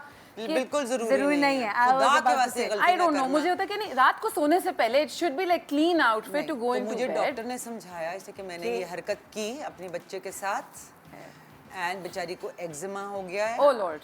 एंड उसने मुझे डॉक्टर ने समझाया कि हमारी स्किन के ऊपर नेचुरल माइक्रोब्स होते हैं जो बच्चे को ज़रूरी होते हैं और हम धुला के उसकी स्किन को ख़राब कर देते हैं, क्योंकि हम इतने साबुन इस्तेमाल करते हैं, बेबी लोशन में, बेबी सोप में इतने केमिकल्स हैं और पाउडर टॉक्सिक केमिकल्स है, पाउडर में टैल्कम पाउडर खुदा के वास्ते अपने बच्चों पे ना इस्तेमाल जो ना मुंह पे लगा देते हैं बच्चे को गोरा करने मैंने के लिए। बच्चों से, मैंने अपनी माँ से सीखा नेचुरल चीजें इस्तेमाल करें अपने बच्चों की स्किन के ऊपर। हाँ नहीं, मतलब उस साबुन हद ना तक यूज करो। नहीं, वो तो आई डोंट, बिकॉज़ मैं देखो, इसीलिए गंदे नहीं है ना बच्चे। लेकिन हाँ एग्जैक्टली, वो कौन से लेकिन कूड़ों वो में? वाले होते हैं ना, जैसे आपने कुछ आप खेल के आए तो वो तो इम्पोर्टेंट है ना, Sweaty, sweaty अच्छा, है, एक that way, yes। जब बच्चे ग्रो करे तो एक सर्टेन एज पे उनके पसीने में ना एक Yes, स्मेल होती that है, is what I was specially 12-13 ये वो। Yes, yes। अब देखिए इस्तेमाल कर लो बहन। अब जो बच्चियां स्कूल से आई हैं, कॉलेज से आई हैं, तो उनको ये बावर कराना जरूरी है माँ बाप yes। की तरफ से, स्पेशली बिल्कुल, माँ बहुत की तरफ जरूरी से कि ये बेटा ये नहीं होना चाहिए। बिल्कुल ठीक है, फिर जाहिर है बच्चों की अपनी पर्सनल हाइजीन का ख्याल रखना बहुत इंपॉर्टेंट है। It's just that I have gotten it from my mother and I want to pass that on to her. नहीं, बड़ी जरूरी है। It's very important. I don't want कि वो कभी किसी के पास जाए या कोई देखे तो वो एक आप नहीं, मैं बहुत अनकंफर्टेबल हो जाती हूं if somebody is not, it has a body odor. I just don't like it. नहीं, और पता करो कि बॉडी ऑर्डर क्यों हो रहा है। हाँ एग्जैक्टली, उसकी कोई ना कोई जरूरी जरूरी नहीं है आपको कि हार्मोनल इम्बैलेंस है तो होगा। लेकिन हमारे यहाँ नहीं किया जाता ना, ये बताया भी नहीं जाता। आपने रखे हुए कपड़े दोबारा पहने, रिपीट करने से प्रॉब्लम नहीं है, लेकिन अगर कपड़े गंदे हैं तो वो आप पहनेंगे तो उसमें स्मेल अच्छा, आएगी। और कपड़े धो लेते हैं लेकिन बुरके जो पहनते हैं वो नहीं धोते, नहीं तो वो जरूरी है ना चीजें। और जैसे आपके जैसे आपके बॉडी ऑर्डर इतना ज्यादा वो है, इसका आप ब्रश नहीं करते, आपके मुंह की स्मेल भी बुरी लगती है। तो ये सब चीजें मेरे लिए आई थिंक बचपन से ये दिमाग में और डाल दी गई है। क्योंकि तुम अपने बच्चे में ये डालोगी ना तो उसमें ये वरना आपके दोस्त नहीं बनते हैं, आप पीछे बात करते हैं। You're self aware कि ये चीज प्रॉब्लम हो रही है। मतलब हमारे बच्चों ने अपने दोस्तों के ग्रुप में अगर कोई ऐसा है तो उसका नाम रखा होता था और हमसे डिस्कस करते थे, वो उसके तो भाई पता है ऐसी बू आती है, वो तो कमरे में एंटर होता है तो ये होता है, इस तरह की बातें होती हैं आपस ऐसे इंसान की तैयारी नहीं अच्छी लगती जिसके पास से स्मेल खराब आ रही है। आप ये सोचते हैं कि ऊपर से तो आप तैयार हो गए लेकिन आपके पास इतनी स्मेल आ रही है। हमारे घर में भी ये कॉन्सेप्ट था, खुशबू आए या ना आए, गंदी स्मेल नहीं आनी, लेकिन देखो चाहे कोई खुशबू ना आए। लोगों के पास वो तरीके भी नहीं होते, पता भी नहीं होती, वो गंदे वो बॉडी स्प्रे यूज कर लेते हैं जिससे उनको पता नहीं चलता कि ज्यादा गंदी बू पसीने के साथ जब मिलती है तो वो ज्यादा गंदी बू हो जाती है। उनको ये समझ आती है कि पहले पसीना साफ करना है ना। लेकिन पसीना कैसे ना नेचुरली, सेट्स पे आपको पता चल रहा होता है ना कि लोगों के साथ ऐसा हो रहा होता है। एंड आम जिसको हम आम कहते हैं, मैं नहीं आपको आम कह रही, आप बिल्कुल आम नहीं है, आप भी बहुत स्पेशल हैं, जैसे हम सारे स्पेशल हैं। तो जो अवाम है उसके पास अगर मीन्स नहीं है, फिटकरी इस्तेमाल करें। वो तो बेस्ट चीज है। चाहे सब कुछ करें ना करें, आप अपने बेटों को, बेटियों को, हर एक को, मियाँ को, स्पेशली मियाँ को सिखा बच्चों को सिर्फ ना सिखाएं, मियाँ को भी सिखाएं, लेकिन पता नहीं उनकी माँ ने नहीं उनको तरीका भी सिखाया बता था। दे, तरीका भी बता दे। तरीका मैं तो जब नहाती हूँ, कराची की आदत हो चुकी हुई है मुझे, हालांकि मैं अब इस्लामाबाद में रहती हूँ, लेकिन अभी भी मैं बाल्टी में नहाती हूँ। शावर नहीं लेती मैं, अभी भी बाल्टी में नहाती हूँ। तो मैं वो फिटकरी का ना, मैंने अपनी बेटियों को भी आदत डाली हुई है, हर बाथरूम में मैंने फिटकरी रखी हुई है। जो हम उसका जो बार होता है, जो मैं गागल करती हूँ, वो मैं अपनी ग्लास में भी डालती हूँ, जो दांतों के लिए, मुंह के लिए भी अच्छा, एंटीबैक्टीरियल है ना। और मैं अपने बाल्टी में वो डाल देती हूँ। और वो जो सख्त होता है थोड़ा सा, लेकिन उसका एक पोर्शन होता है, आई actually do use it all over my body, जैसे रोल ऑन होता है। एंड आपको एक और चीज बताऊं, वेरी सून, अभी नहीं, 1-2 महीने लग जाएंगे, लेकिन मैं अपना नेचुरल डिओड्रेंट भी निकाल रही हूँ। बिकॉज नेचुरल डिओड्रेंट, बिकॉज अगर आप दूसरे डिओड्रेंट्स यूज करते भी हैं तो उससे भी आपको कैंसर हो सकता है। इट इज़ वेरी इंपॉर्टेंट कि आप जो चीज़ भी आप खरीद रहे हैं, अब इंटरनेट पे उसके बारे में हर चीज़ है। पहले हमारे ज़माने में तो नहीं होता था ना, हमारी माँ ने कहा ये इस्तेमाल कर लो, हमने कर लिया, हमने सोचा नहीं उसके बारे में। तो ये बड़ा ज़रूरी है कि आप उसके बारे में इंफॉर्मेशन पढ़ें, जो भी चीज़ आप इस्तेमाल करें, लेकिन कुछ ना कुछ नेचुरल चीज़ ज़रूर इस्तेमाल करें, इससे कि आपकी चाहे वो मुंह की बू है या जिस्म की बू अच्छा, है। और जैसे पैरों में से भी आती है, पैरों में वही सारों की, उसके लिए भी फिटकरी है, बेकिंग सोडा है जूते के अंदर, बल्कि जूते का प्रॉब्लम बहुत बच्चों के अंदर है। तो मैं अपने बच्चों के जब जूते आते हैं, हालांकि दे हेट इट, मैं बेकिंग सोडा डाल देती हूँ रोज, इसलिए कि पसीना आता है ना, तो वो तो बू पड़ जाएगी। और वो बंद करके अलमारी में बंद करते हैं, तो खुली जगह पे मैं छोड़ती हूँ, और पसीना खत्म करने के बेकिंग सोडा। सो ये 2-3 चीजें जो माओ से ही सीखते हैं। और ये सब चीजें बड़ी बेसिक हर किसी को मिल सकती हैं, they are not very expensive. फिटकरी तो मेरे बाथरूम में हमेशा रखी होती है, वो पूरा ऐसे क्रिस्टल पूरा बार होता है, आप उसको थोड़ा सा घिसवा के सॉफ्ट करवा लें, so if you can apply it in your under arms. In fact makeup से पहले भी लोग फिटकरी पानी में डाल के उसका भी पूरा फेस बाथ करते हैं, दाने खत्म हो जाते हैं, क्योंकि एंटीबैक्टीरियल है। इट इज सो गुड कि आपको कोई, मतलब मुझे नहीं अच्छा लगेगा ना मेरे बराबर में किसी को हग करूं और उसकी आंखों के आगे अंधेरा छा जाए। नहीं भाई, मेरे साथ एक दफा शूट पे हुआ, हम शूट कर रहे थे लंदन में, नाम नहीं लूंगी, किसी बहुत बड़े स्टार है हमारे पाकिस्तान के, सेलिब्रिटी हैं, बताना पड़ेगा, लेकिन उनमें से बड़ी बुरी बॉडी ओडर आता था, तो मेरा, और मैं जरा आउटस्पोकन, हाँ ना, तो मेरे ऊपर उन्होंने रिस्पॉन्सिबिलिटी दे दी सारे सेट वालों ने कि जब भी होगा आपने इनको ठीक करना है। पहले तो मैंने सारों को सेट पे लाके डिओड्रेंट दिया, सारों को, और उनको भी एक दिया। फिर हर दफा हमारा शो शुरू, मतलब सीन शुरू होने से पहले ना, यहाँ मैं च्युइंगम उनको देती थी। हम लंदन में थे तो मैं सौंफ तो नहीं दे सकती थी नहीं। तो कुछ 10वें दिन के बाद कहते हैं तुम्हारी प्रॉब्लम क्या है, तुम हर वक्त मुझे च्युइंगम क्यों खिलाती रहती हो? नहीं, मुझे भी आदत है, जो जॉ पतली हो जाएगी अगर हम च्युइंगम खाएंगे तो ये चीजें होती हैं आपको, कि लोगों को प्रॉब्लम होती है। तो अपना पेट चेक करवाएं, गट चेक करवाएं, चाहे वो मुंह की बू है, चाहे वो जिस्म की बू है या पाँव की बू है, इसका मतलब है आपके अंदर कोई गलत चीज है, बैक्टीरिया है, जिसकी वजह से बू आ रही है। तो ये होता है, रोज भरे में होता है कि ऑफिस में साथ कोई बैठा हुआ है, उसमें इतनी बड़ी बू आ रही है, आप कैसे फ्लाइट में आपके साथ कोई ऐसे और वो यूं करके बाल बना ले, और आप बस बू वाली बातें दुआ करो भाई, मूविंग ऑन, हाइजीन, माँ से सीख कर रहे हैं। अगर माँ नहीं सिखा रही तो गूगल आंटी से सीख ले। अगली स्लाइड दिखा दो भाई, ये लोग नहीं चुप नहीं रहेंगे लोग, पापे और चाय खा रहे हैं। इंडिपेंडेंट। हाँ, ये मेरी माँ ने मुझे, जो आई थिंक इन्होंने सेल्फ इंडिपेंडेंस, अपनी सेल्फ की इंडिपेंडेंस, ये आप, ये जो इसने पहले बोला था, ये मैंने अपनी अम्मी से डेफिनेटली, कि अपनी डिसीजंस पे हम क्या करते हैं, हमें अपने बच्चों को ना बच्चों की तरह ही ट्रीट करना चाहिए, लेकिन एक अल्लाह मियाँ ने अपनी तरफ से, जैसे मैं पहले कही थी, एक इंट्यूशन, एक पावर हमें दिया होता है, तो वो मैं अब अपने बच्चों पे अप्लाई कर रही हूँ, that I listen to them, I let them be independent, कि आप बताएं, आप कि मुझे कुछ चीज़ खानी नहीं है, मैं कहती हूँ अच्छा नो प्रॉब्लम, भूख नहीं लग रही, खाना नहीं है बिकॉज मुझे ये नहीं पसंद, तो मैं उनको करने देती हूँ, आई लेट देम बी इंडिपेंडेंट। अच्छा मुझे बता दो आपको क्या अच्छा लग रहा है, या कोई उन्होंने डिसीजन भी लेनी होगी ना, आई इनकरेज देयर डिसीजन मेकिंग, कि उनको आदत पड़े कि दे मेक दैट। वरना हमारे यहाँ क्या होता है कि बच्चों को नहीं, ये तुम ये भी नहीं कर सकते, ये भी नहीं डिसीजन ले सकते, ये तो वो डाउट पैदा शुरू होने लग जाता है अपने, specially the first 7 years of your life. हम डाउट में ही रहते हैं ना, कि हमने जो सोचा जो समझा, कि हमें तो कहा जाता है, जैसे इसने कहा कि कहीं जा भी रहे हैं तो अच्छा पहुंच गई नहीं की, तो वो इंडिपेंडेंस आपके अंदर रहती नहीं है। You come reliant on your parents, on your mother specially, for every decision that has to be made.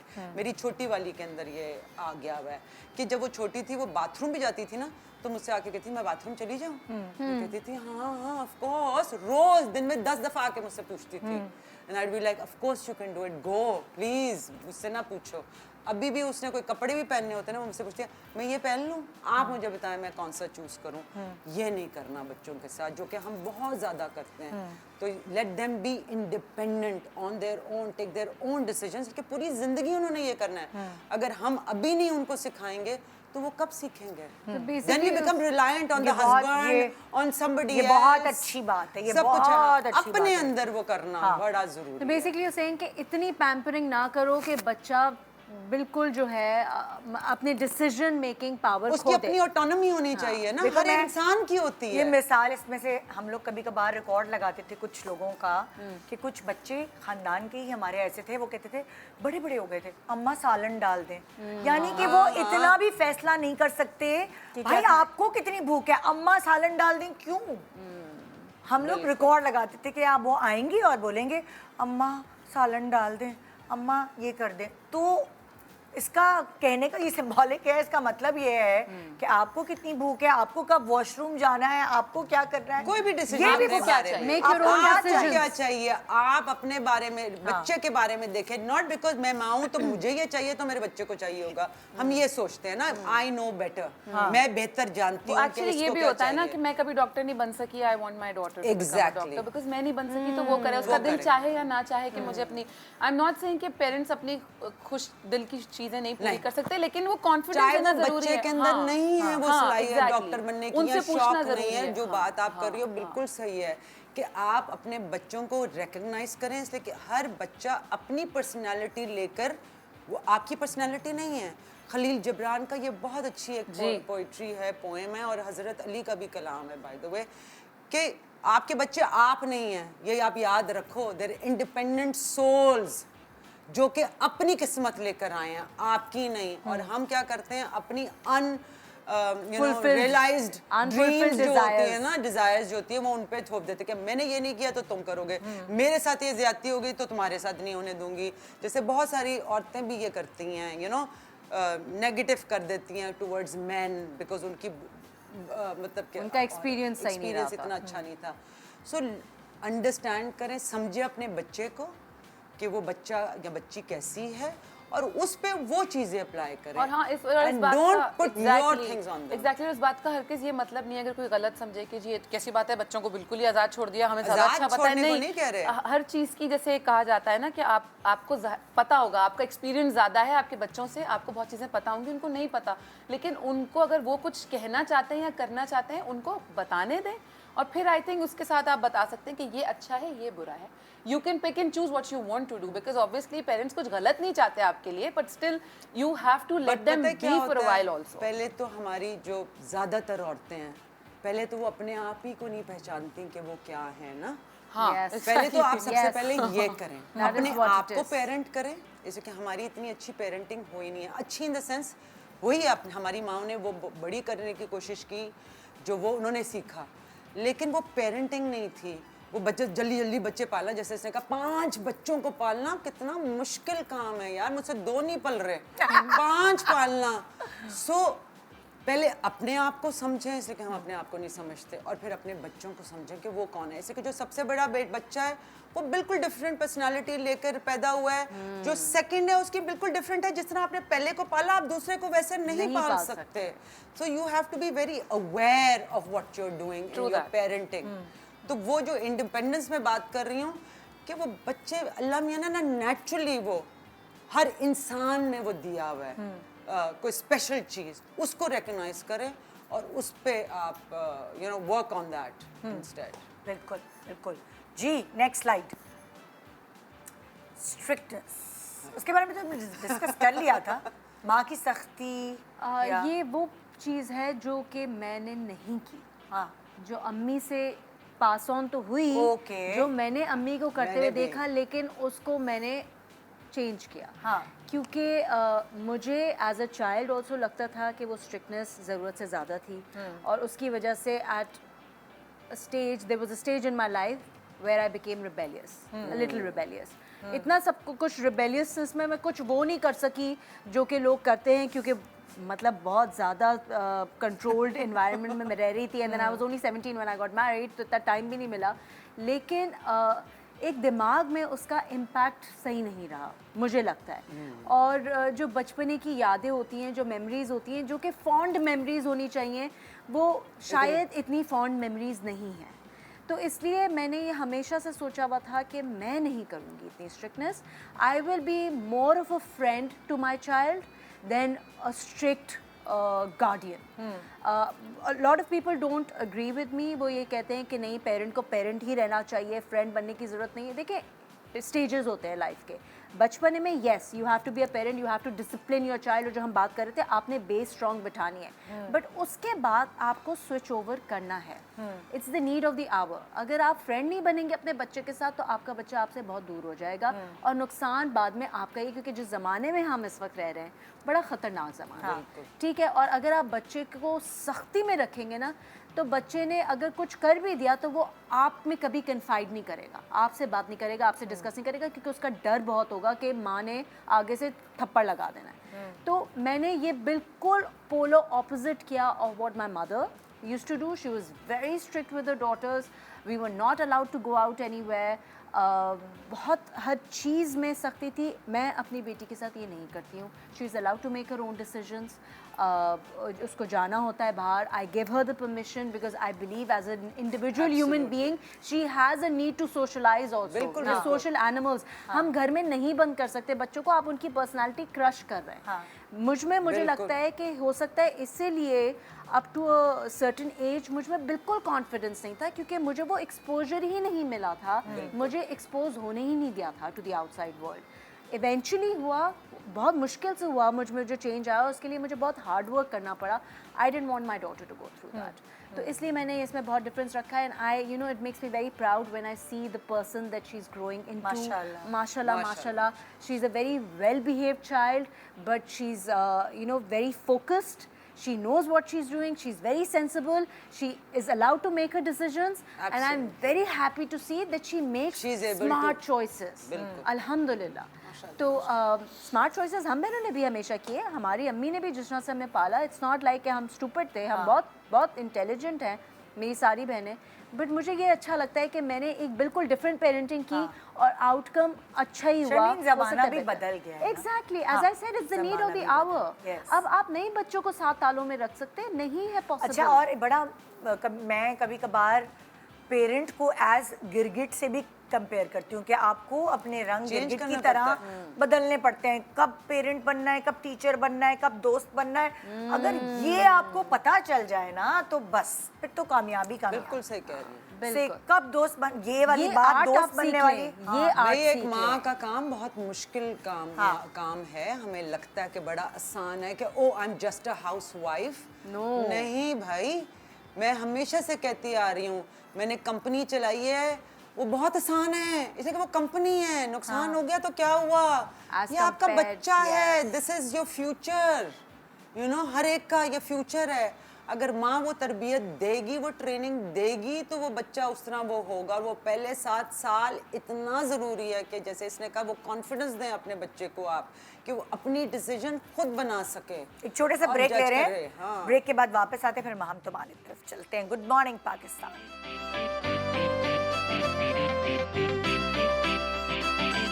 Welcome back. Good morning Pakistan. आज हम डिस्कशन कर रहे हैं कि हमने अपनी अम्मियों से क्या सीखा, और फिर हमने वो क्या ट्रांसफ़र किया फ़िल्टर करके अपने बच्चों में। हाँ, अब हम खाली बेटी बेटी की बात नहीं करेंगे, बेटों को भी सिखाना बहुत जरूरी हमारी है ना बेटी भाई? है ना इसलिए अच्छा, you also have yeah, of course, yeah. हाँ, लेकिन ये है कि बेटों को भी सिखाना बहुत जरूरी है, तो वो माएँ रिलैक्स होके ना बैठ जाएं जिनके बेटे हैं कि भाई हमें हमारा तो कोई बेटा मसला है।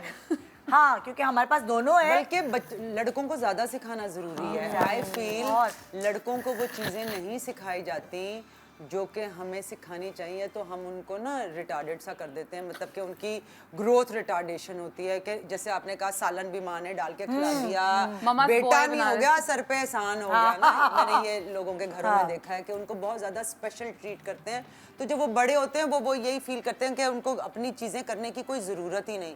जैसे हमारी अम्मा ने, हमारे अब्बा ने, जैसे अब्बा आर्मी में थे या दादा भी आर्मी में थे, तो उठते साथ ही अपना बिस्तर बनाओ। सबसे पहला काम, सबसे ज्यादा जरूरी, अपना बिस्तर खुद बनाओ, बड़ा जरूरी है। तो ये हमने सीखा, हमारे भाई को भी सिखाया गया।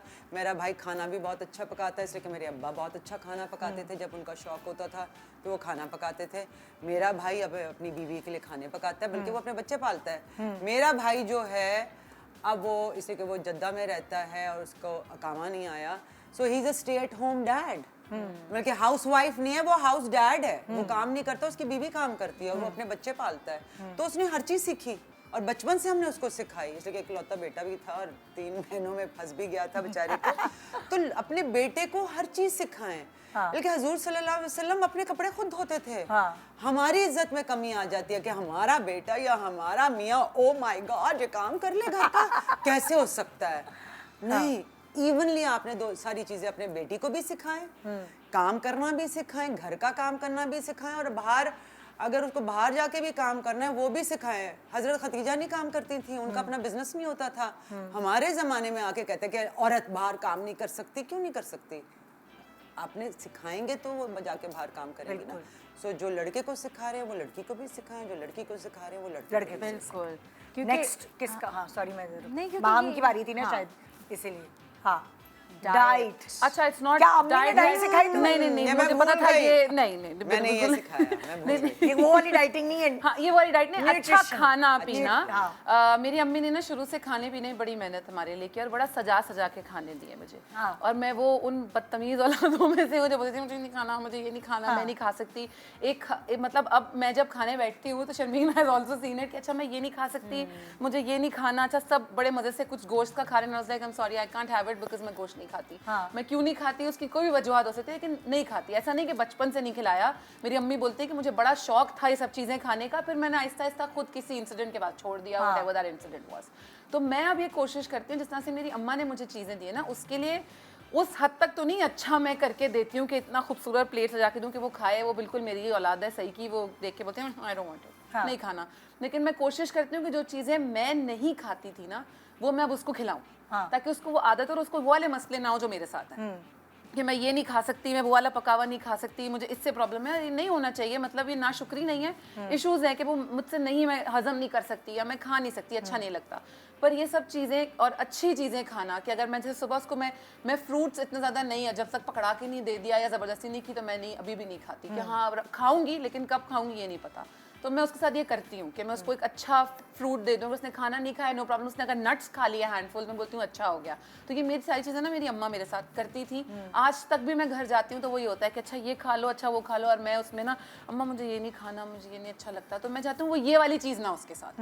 तो ये मैं पास ऑन नहीं करना चाहती थी, इसलिए मैं वो अच्छी चीज़ें जो उन्होंने मुझ में डालने की कोशिश की थी, जो मेरे भाई में बिल्कुल सही से आई है, वो सब कुछ खा लेता है, उसको कोई मसले नहीं होते, बड़े मज़े से खाता है, पका भी लेता है बड़ा अच्छा, क्योंकि उसकी बेगम भी बहुत अच्छा खाना बनाती है, मेरी अम्मा भी। ये सारी चीज़ें उसने सीखी थी। मैं थोड़ी दूर दूर थी किचन से, तो मैं अब खाना बनाना चीज़ें सीख रही हूँ आहिस्ता आहिस्ता। कुछ चीज़ें बना लेती होती हूँ अच्छी, लेकिन मैं चाहती हूँ कि वो वाली सारी चीज़ें सीखे जो अम्मा ने की। और पता है बच्चे जो हैं वो अम्मा को देख के सीखते हैं। जैसे फॉर एग्जांपल तुम्हारी तरह ही मेरे बहुत दाने निकलते थे, तो मैंने गोश्त, मटन खाना छोड़ दिया था, बीफ खाना छोड़ दिया था। मुझे लगा कि उसको छोड़ने से मेरे स्किन पे जो नहीं होता एक जवानी के दाने कहते हैं जिसको, वो निकलना मेरे खत्म हो गए। तो मैंने गोश्त का टेस्ट जो डेवलप होना चाहिए था वो मेरे अंदर हुआ नहीं। तो मैं चिकन चिकन चिकन चिकन, तो मेरे बच्चे भी ना वैसे ही होने लगे। तो मेरे मियाँ ने कहा वो हर चीज़ खाता है, वो उसको तो पत्थर भी उबाल के दे दो वो भी बेचारा खा ले। हाँ, उसको कोई नखरा नहीं है, वो कुछ भी उसको खिला दो। तो वो वो देखने लगा कि नहीं बच्चे हर वक्त चिकन पक रही है घर में, तो वो कहने लगा कुक को आपको आसान लगता है ना चिकन पकाना, जल्दी पक जाती है तो इसलिए आप पकाती हैं। मेरे बच्चे क्यों नहीं हर चीज़ खा पा रहे? उन्हें सब्जियां भी खानी चाहिए, उन्हें गोश्त भी खाना चाहिए, बैलेंस डाइट होनी चाहिए। अच्छा सब्जियां क्योंकि मेरा मियाँ बहुत खाता था तो मैं इम्यून हो गई सब्जियों, मगर मैं गोश्त वाली चीज़ नहीं अपने अंदर डाल। फिर आहिस्ता आहिस्ता उसने सख्ती की, उसने कहा घर में सिर्फ तुमने जो खाना है मैं तुम्हें नहीं पाबंदी लगा रहा, लेकिन घर में मेरे बच्चों के लिए सिर्फ हफ्ते में 1 दिन चिकन। हाँ, जैसे जब देसी घी की जब होता है ना पकते तो स्मेल आती है। अम्मा ने खाया हुआ है, अब्बा ने खाया हुआ है, दादी के घर में पक रहा है हर जगह, लेकिन मुझे पसंद नहीं क्योंकि मैं नहीं खा सकती। तो अब मैं आई मेक श्योर कि कुछ हद तक वो देसी घी में बेटी खाए किस तरीके से।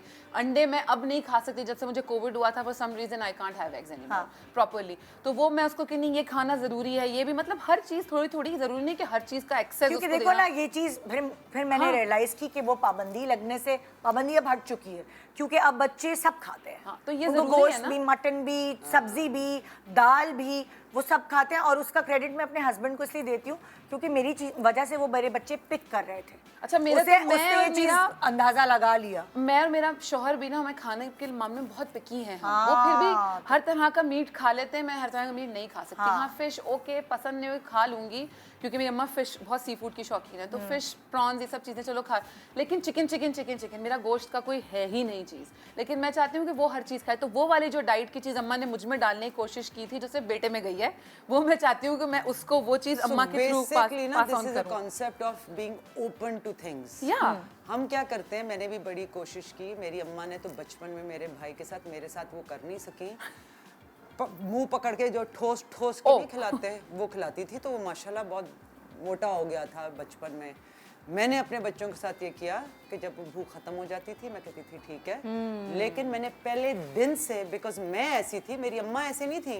बाहर तो अम्मी वो माइक्रोवेव में उस जमाने में मछली वो मिलती थी ना जर्मनी में, वो वाली फ्राई करा ली, वो सारा, बिकॉज इट्स इजी कन्वीनियंट चीज़ें, उन्हें ज़्यादा पकाने की आपको इतनी ज़रूरत नहीं है, पाकिस्तान में ज़्यादा है।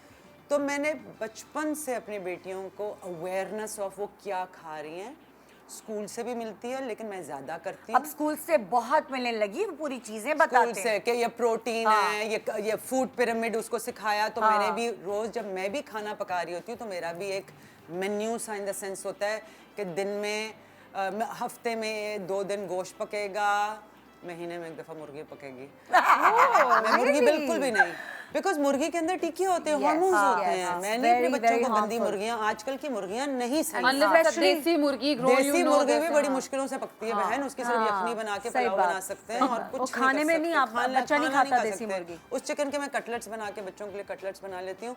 तो मैंने हफ्ते में ये रखा हुआ है और उनको सिखाया हुआ है कि एक आपका चीट डे है जिस दिन आप पिज्जा खाओ, बर्गर खाओ, जंक डे जो भी खाओ, लेकिन वही 2 दिन गोश्त होगा, 1 दिन सब्जी होगी, 1 दिन मछली होगी, 1 दिन दाल या कुछ और होगा। ऐसी चीजें हम बनाकर, तो वो खाते हैं सब, या कोई ऐसी चीजें जो कहते हैं आज हमें नहीं करना। नहीं, पहले नाया जो थी फ्रॉम एवोकाडोस टू करेले, टिंडे, सब कुछ खाती थी। लेकिन जैसे वो 10-11 साल की हुई ना तो अपनी चाहते भी तो हो जाती हैं, अपनी पसंद। तो मैं उनको फोर्स नहीं करती, इस तरह फोर्स करती हूँ जैसे ग्रीन डे कह करके हरा दिन है आज जी, आप बताएं आपको भिंडी चाहिए, आपको ब्रोकली चाहिए, जो भी हरी चीज चाहिए खीरे के अलावा। खीरा डज नॉट क्योंकि बच्चे खीरे शौक से खा लेते हैं। तो उनको मैं कहती हूँ वो उस दिन जिस दिन चीट डे होता है ना उससे 1 दिन पहले कि अगर ब्रोकली खाई तो कल फिर चीटोज मिलेंगे, वरना मर के नहीं चीटोज लेकर देने मैंने तो आपको। तो मैं इस तरह उनको फोर्स करके खिलाती हूँ और उनको समझाती हूँ कि क्यों क्या ज़रूरी है। लेकिन आपने उनको ये भी सिखाना है ना, like I said earlier, conscious parenting नहीं, कॉन्शियस ईटिंग ऑल्सो, इसलिए कि इतना ज़रूरी है आप वो खाना खुद भी कैसे खा रहे हो और आप अपने बच्चों को भी कैसे खिला रहे हो। अगर वो फोर्स करके खाएंगे उस खाने का कोई फ़ायदा नहीं मिल रहा, कोई फायदा नहीं मिल रहा, बिलीव मी, ये साइंस कहती है, मैं नहीं कह रही। और अगर आप अच्छी तरह खिलाएंगे तो जो वो पानी भी पी रहे हैं ना उसका भी असर अच्छा है। मैंने अपने बच्चे को पानी पीते हैं, मैंने बच्चे को फोर्स करके दही खिलाई, वो आज तक दही नहीं खाता। मेरे अम्मा अब्बा ने मुझे फोर्स करके कुछ भी नहीं खिलाना, फोर्स करके सफेदी खिलाई या कोई भी सफेद इस तरह की चीज होती है ना, मलाई ये वो खिलाई होगी अपने। तो मुझे एक फोबिया है, मैं सफेदी नहीं खा सकती। मैं डाइट करना की कोशिश करती हूँ तो वो फोबिया मुझे नहीं पता कहाँ से लगा, लेकिन मुझे यही लगता है, मैं अम्मी You अब्बू were को कहती forced हूँ into it, कि ना, आपने इसलिए। मुझे जबरदस्ती की होगी, मुझे वो उल्टी होती है जब मैं सफ़ेद दूध पीती हूँ या मैं वो सफ़ेदी खाती हूँ। मुझे नहीं पता, हो सकता है किसी चीज़ से मुझे एलर्जी हो जो कि मैं जानती नहीं। चाइल्डहुड ट्रॉमा इसको कहते हैं। मेरे साथ ऐसा हुआ, मेरे अब्बा को इतना शौक था, मैं कच्चे अंडे दूध में डाल के ना, ताकि बड़े प्रोटीन, उस वक्त अंडे भी अच्छे होते थे तो कर लेते थे, तो मुझे भी ऐसा ही रिएक्शन था अंडे का। लेकिन रोज मैं आज अंडा खाती हूँ। क्यों? 4 अंडे रोज सुबह नाश्ते में। देखो अंडे का कितना फायदा है। You eat 4 eggs every morning? Every morning. Wow. Every morning. With yolk? With everything. अल्लाह ने जो चीज़ बनाई है वो पूरी चीज़ आपके लिए It's a खानी complete है। meal. It's a complete meal. Full protein आपको सुबह नाश्ते में मिलती है। मेरा आज एक टॉपिक था एग्स पे, क्योंकि मेरी अम्मी ने भी, and I discuss this on your show before also, अम्मी was very particular about eggs. अम्मी का ये बिलीव था, हालांकि मुझे बहुत इंटरनेट पे मेरी ट्रोलिंग हुई है इस बात पे, बट अम्मी का ये फर्म बिलीव था कि हाइट मेरी बेटियों की लंबी होगी एग्स खिलाने से। नहीं, वो बिल्कुल Because आपकी my parents अम्मी का both were बहुत of an अच्छा average idea था height. और सही आइडिया था। तो सब लंबे लंबे हो तुम लोग। बिकॉज हैं, और मेरे अब्बा का भी यही था। मेरी अम्मा 5'4" है, मेरे अब्बा 6'3" थे। उनको बड़ा डर था कि हम छोटे ना रह जाएं, तो वो दूध के अंदर कच्चा अंडा डाल के और अलग से अंडा हमें देते थे। लेकिन एक बात बताओ, वैसे मैंने जो देखा है मेरे बच्चों में भी, मैंने उनकी इस तरह डाइट का, अंडे और दूध वूध का ख्याल रखा है, तो मेरे बच्चे भी लंबे हैं। तो ये बात लंबे है। भी, लंबे से ज्यादा अकल बढ़ती है। It is very good for your brain, इसलिए कि उसमें ओमेगा 3, ओमेगा 6 कोलिन है उसमें। आपकी ब्रेन डेवलपमेंट, Complete बच्चों की meal है। कंप्लीट मील है। बच्चों की ब्रेन डेवलपमेंट के लिए सबसे ज्यादा जरूरी है, और हमारे मसल्स के लिए वो प्रोटीन जरूरी है। तो कहने का ये मकसद है कि आप जब सिखाएंगे बच्चे को कि वो क्या खा रहे हैं और फोर्स नहीं करेंगे, एंड बिलीव इट और नॉट, जो हमारी दादियों और माओं का काम था ना, जब खुद प्यार से आप पकाते हैं और प्यार से आप कुछ चीज़ करते हैं ना, उसमें सच्ची से इतनी अच्छी एनर्जी होती है कि उनके लिए वो ज़्यादा फायदेमंद होता है जब वो अच्छे तरीके से खुशी से खा रहे होते हैं। फोर्स करके खा रहे होते हैं, जल्दी खा लो, मैं कह रही हूँ खा लो, तुम्हें ये नहीं मिलेगा, उसका कोई फायदा नहीं है। ये याद है तुम्हें बच्चों के फोन साथ ना करें। जब फोन्स के साथ के फोन रख के फोन रख के तो बिल्कुल बच्चों को, distract हाँ करके, ये चीज distract करके। खबरदार, that is the worst Thing thing you to could do do to your child, yeah. Because जब आप वो चीज खा रहे हो या पी रहे हो, लाइक आई सेड, उसका नेगेटिव असर हो रहा है। बिकॉज मुझसे हर एक पूछता है आप पतली कैसे रहती हैं, और कितनी दफ़ा हमने ये टॉपिक बात की है। Because I think thin and I talk to my food, I actually do, इसलिए कि हमारे इस्लाम में भी है, पानी पियो तो दुआ पढ़ के पियो, खाना खाओ तो दुआ पढ़ के खाओ। क्यों कहते हैं? फॉर दिस रीज़न ओनली, इसलिए कि जो आप डाइजेस्ट कर रहे हो उसका जो तरीका है डिस्ट्रीब्यूशन का और प्रोसेस करने का, if you're in a happy mood, लोगों ने देखा है, साइंस ने देखा है, आपके ब्लड का पूरा वो चीज़ चेंज हो जाती है, आपका पूरा स्ट्रक्चर पूरा चेंज हो जाता है, पॉजिटिव इम्पैक्ट होता है आपके अंदर। तो अच्छे तरीके से पकाएं, खुशी खुशी पकाएं और खुशी खुशी खिलाएं, ताकि वो बच्चा खुशी खुशी खाए, उसका असर होगा। बिल्कुल बिल्कुल जी। अच्छा जी, नेक्स्ट स्लाइड किसकी है? स्लीपिंग हैबिट बहुत ज़्यादा ज़रूरी है भाई। ये मैंने हमारे यहाँ खास तौर पे कराची में माँ बाप जाग रहे हैं, बच्चे भी जाग रहे हैं जी, रात देर से सोना है, ये आम माहौल देखा गया है जी। मैं एक सर्टन क्लास की बात नहीं कर रही हूँ, हर एक क्योंकि कुछ एक सर्टन क्लास में तो है जी बच्चों ने 7-8 बजे बेड पे जाना ही जाना है, लेकिन बहुत सारे आम मासेस जो हैं वो लोग अपने बच्चों के सोने का ख्याल नहीं रखते। सो मैं अभी रिसर्च पढ़ रही टाइम थी, पे नहीं सोना। मैं बहुत इस तरह की चीज़ें पढ़ती हूँ कि इंसान भूखा रहकर मरेगा नहीं, लेकिन lack of sleep will make you go crazy, पागल करेगा और आप मर सकते हो कम सोने से। बिकॉज सोना सबसे ज़्यादा ज़रूरी है राइट टाइम पे हमारी बॉडीज और वेल बीइंग के लिए, स्पेशली बच्चे के लिए। अच्छा, आपकी मेरी अम्मी सख्त नहीं थी, मेरे अब्बा बहुत सख्त थे इस बारे में, और हम बाहर रहते थे ना, तो उधर मुलाजिम नहीं है, तो आपकी आदतें अच्छी हो जाती हैं कि सुबह जल्दी उठे और फिर आप रात को जल्दी सो गए, इसलिए कि अम्मी ने भी खुद काम करना है, अब्बू ने भी खुद उठना है। यहाँ पे ये होता है कि आराम से जी ड्राइवर बच्चों को ले जाएगा तो मैं आराम से सोऊंगी, और रातों को वो मेरी अम्मा वीलॉग लगा के या अपने टर्किश ड्रामे लगा के पूरी रात बैठ के सोती हैं और मुझसे डांट खाती हैं अभी भी कि जल्दी सो जाया करें। तो ये चीज़ें मैंने अम्मा से नहीं सीखी, मैं अम्मा को सिखा रही हूँ, और मैं अपने बच्चों के साथ बहुत स्ट्रिक्ट हूँ इस बारे में कि नींद डेवलपमेंट के लिए बच्चे की बहुत सख्त ज़रूरी है। तो 9 बजे से पहले मेरे बच्चों ने पहले 7 बजे सोते थे और अब 9 बजे से पहले उन्होंने सोना है, इसलिए कि उनको मैं सुबह 6 बजे उठाती हूँ और आहिस्ता आहिस्ता मैं उनको फजर पे उठाना शुरू करूँगी ताकि वो सबसे अच्छा टाइम है बच्चों को जागने का, ताकि वो 8 बजे सो जाएं। ताकि खुद ही खुद नींद आ आपकी बॉडी रिपेयर ही रिपेयर ही तब तब करती है होती जब है। आप नींद में हो। बिल्कुल।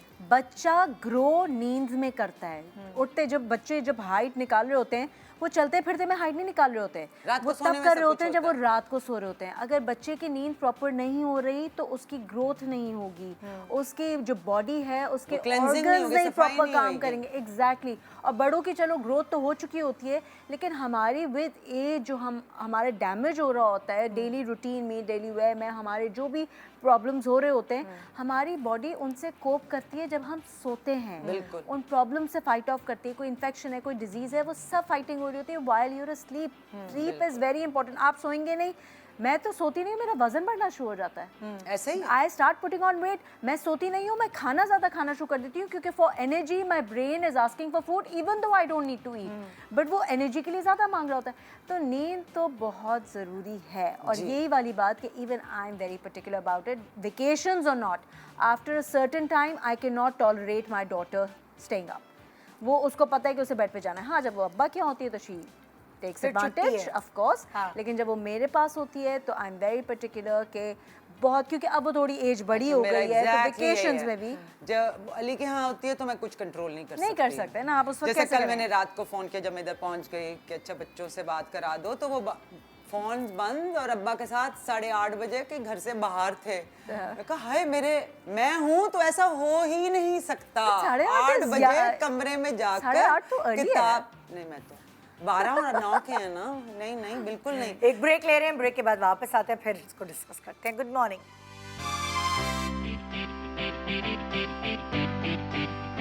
Welcome back. Good morning Pakistan. आज हम डिस्कशन कर रहे हैं कि हमारी अम्माओं से हमने क्या सीखा और उसके बाद अपने बच्चों पे क्या उस पर उसको फिल्टर करके उनको सिखाया, और बहुत सारी चीज़ें एक दूसरे से ही हमें सीखने का मौका मिल रहा है।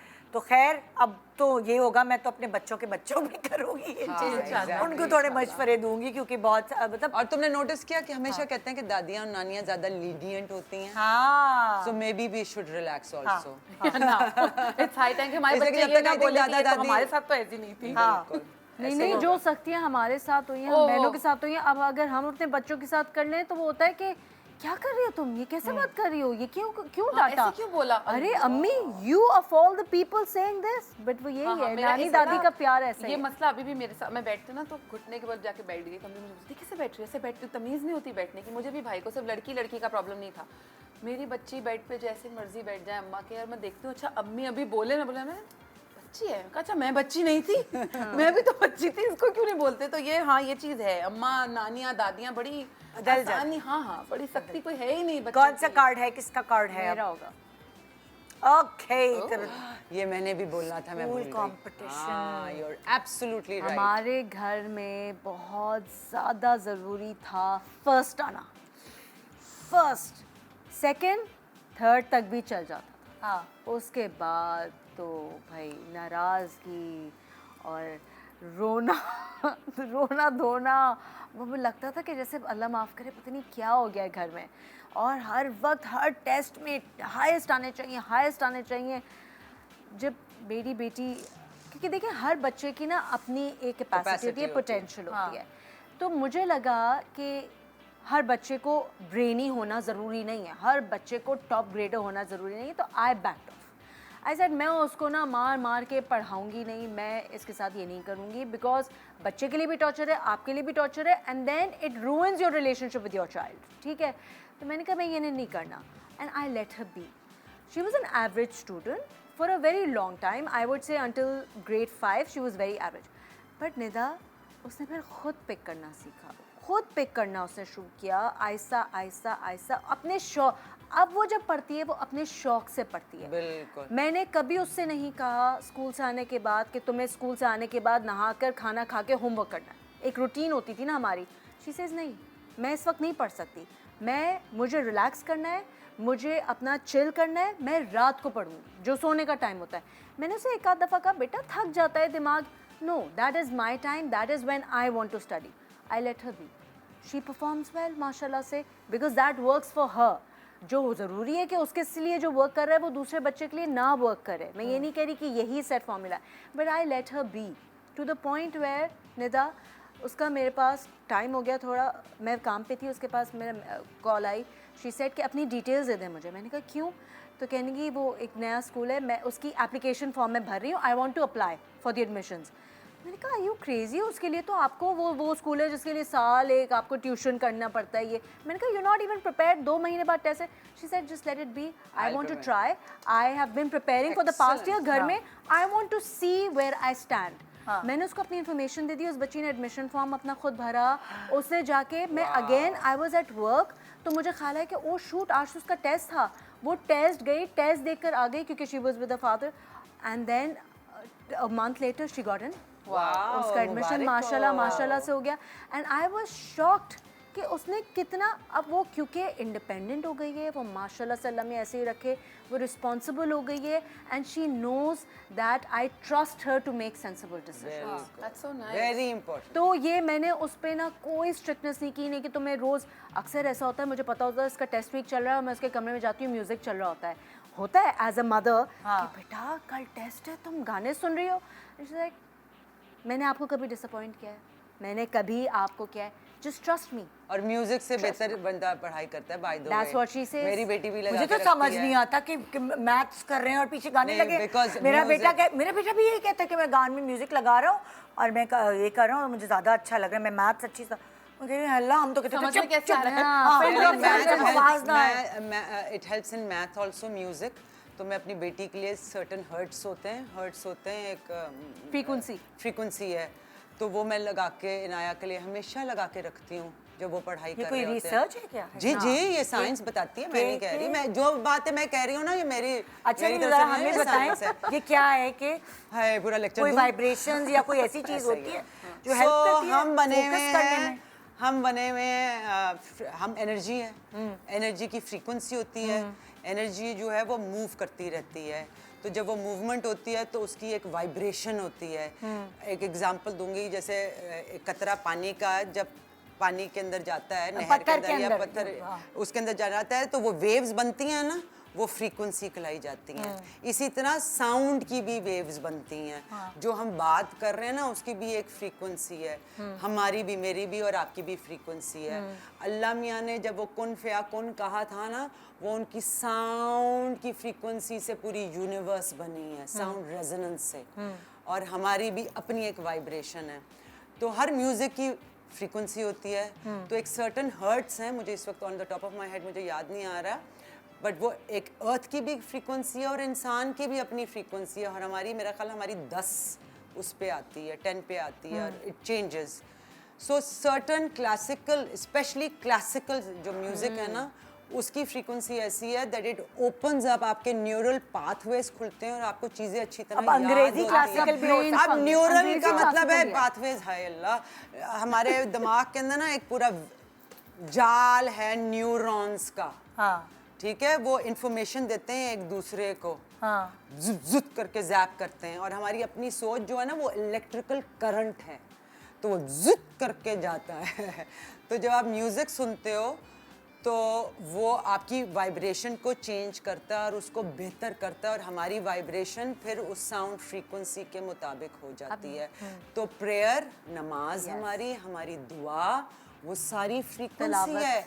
जो तलावत है वो फ्रीक्वेंसी है जो हमें चेंज करती है. इसलिए तो 5 वक्त की, इसलिए तो जब हम काम नमाज फील करते हैं when we're praying, yes. तो इट ब्रिंग्स अस बैक. हम जो हैं कंडक्टर्स हैं एनर्जी के. जैसा रेडियो स्टेशन नहीं होता, समझे, उसकी भी फ्रीक्वेंसी होती है ना, रेडियो की शर शर शर शर आवाज आती है और एकदम जो चैनल है वो क्लियर हो जाता है, इसलिए कि हमारी वो फ्रीक्वेंसी मैच हो जाती है. तो अगर आप अपनी फ्रीक्वेंसी आप चेंज कर सकते हैं, music can do that to you. और दुआ आपकी फ्रीक्वेंसी चेंज कर सकती है, तिलावत आपकी फ्रीक्वेंसी चेंज कर सकती है, आपकी माइंड आपकी फ्रीक्वेंसी चेंज कर सकती है. आपके दिल धड़कने की धक धक धक धक धक धक, वो एक फ्रीक्वेंसी है उसकी भी. तो इसलिए अगर आप म्यूजिक सीखें या सुने तो आप अच्छा पढ़ाई कर सकते हैं. इसलिए कहते हैं अच्छा बोलो, जो आप बोल रहे हो उसकी भी फ्रीक्वेंसी है. अच्छा बोलोगे तो अच्छा होगा, क्यों? बिकॉज आपने वो एनर्जी दुनिया में डाल दी है और वो उसकी वापस आएगी, वो एको जो है ना वो वापस बाउंस back करके होगा। वो वापस आएगी। उर्दू में समझाना जरा मुश्किल हो मुश्किल है, जाता है, लेकिन फिर sorry। भी काफी हद तक आपने लेकिन कोशिश है की। सो अच्छी चीजें खाओ, अच्छी चीजें सोचो, अच्छी चीजें करो तो अच्छी चीजें, इसलिए तो कहते हैं, इसलिए जो कुरान में हर चीज जो लिखी है ना, देयर इज अ मकसद फॉर इट। अब साइंस हमें बता रही है, अब साइंस उस चीजों को प्रूव कर रही है कि वो क्या चीजें हैं। बिल्कुल। सो फ्रीक्वेंसी बड़ी जरूरी है। बहुत जरूरी है। थैंक यू सो मच आप तीनों का। Thank ये, you। ये अपनी मतलब अपनी गलतियां और अपनी गलती strengths- से ही सीखता है नहीं, अपनी गलतियां बताना सब लोगों के सामने ज़रा मुश्किल होता है। सो वही वाली चीज़ है कि अभी आज भी और वैसे भी सेलिब्रिटीज़ आके अपने ऊपर जो बीती है वो चीज़ें बताते हैं, बड़ी बात होती है, लेकिन उससे बहुत सारे लोगों को सीखने का मौका मिलता है। और आज हमने सच्ची बात है, मैंने आपसे बहुत चीज़ें सीखी हैं एज मदर, और मैं ये सोचती हूँ मैंने ये क्यों नहीं किया। चल बच्चों के बच्चों पे कर लेंगे। So thank you so much. Thank you for having morning us. Pakistan and आपसे इंशाल्लाह कल मुलाकात होगी। खुदा हाफिज।